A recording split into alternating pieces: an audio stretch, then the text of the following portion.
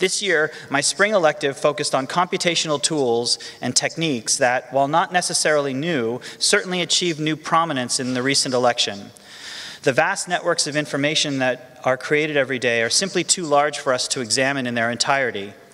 To get a sense of what's on, we take feeds from algorithmic recommender systems, we scan trending topics, we focus on information shared with us by friends and people we trust. Over the past few years, we have seen how these tools and strategies for directing our attention can be hacked.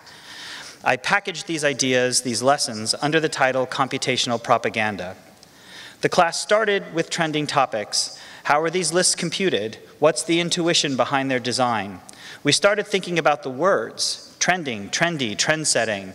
There's such richness in the concept, but its expression in code can be limited. We looked at how and when trends form on networks like Twitter, how they propagate from city to city and across the country. We examined the cascades of likes and retweets and the networks of followers and friends that guide their growth. Persistence, recurrence, geographic extent, drift, volatility. We tried to provide a solid grounding for the journalists on what might go into a trending algorithm. Data-wise, we collected trending topics nationally for all the cities Twitter recognizes every 15 minutes for a 5-day period, covering the presidential inauguration and the demonstrations that followed. We pulled tweets from New York City and DC and let students see what trended when, compare it to news events about what unfolded, and then challenge them to make their own algorithms. The idea being that it's only through engaging with the problem directly that they can start to appreciate the sticky parts of these algorithms, the hard questions, the places where thresholds are set.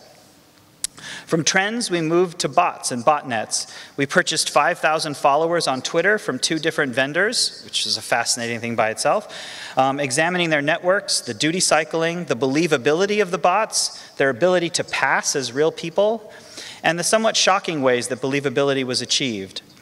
This led us to questions of whether you could spot a bot. And ultimately, we've seen that there's a spectrum of botness, from human-assisted systems to purely automated.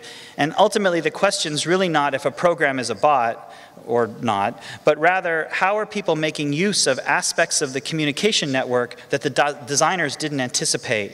That might be through scale of activity or coordination. The question of bot or not is almost secondary. We then moved from bots that amplify a message to conversational bots. We started with the original ELIZA program and had students craft stories as bots and building up their bot reasoning abilities by bringing in more data, accessing APIs of various kinds. And then we moved to algorithmic recommender systems. I know. Collaborative filtering and the idea of near and far in a data space. Near and far, notions of distance, that's all you really need. I mean, 90% of statistics is geometry and believing that a computer can toss a coin. So from distance comes the Pythagorean theorem, a right angle, a projection, and we talked about high-dimensional data spaces and ways to see them, like the exploratory grand tour with its randomly selected projections, or a distinguished view like principal components, which for the journalist you pitch as the view that hides the least, not the one with the greatest variance. We then moved to learning systems and AI. We read Leo Breiman's Two Cultures and the idea that some models are open and some are closed. Some refer only to predictive capabilities, while others emphasize narrative. As a kind of capstone, we're currently looking at fake news, at disinformation or misinformation. We started with Google's new claim review microdata format. As of Friday, when you go to Google News, you'll see a fact check tick in their display. It's interesting to think that the same microdata format that was used to help Google sort of better organized restaurant reviews might also tag a portion of a news article as a fact check. We're spending the next couple of weeks with the Susan Rice story. Mike Cernovich originally tweeted that Susan Rice ordered the now infamous unmasking of Trump associates. From there, it found its way to right-wing, somewhat unreliable news sources until it finally got picked up by a columnist in Bloomberg and then drifted into the mainstream media. Again, the purpose here is to show, to see how a story travels, what mechanisms amplify it, move it along. It also challenges students to think about those blurry lines, bot or human plus computer assist, and the role in making something trend. And importantly, how do you decide whether a story is fake or not? All along this Susan Rice story, there are moments to say, okay, that's too far. But where do you draw the line? It's a hard editorial question and one that I wanted the students to experience firsthand before blindly believing that technology could solve the problem.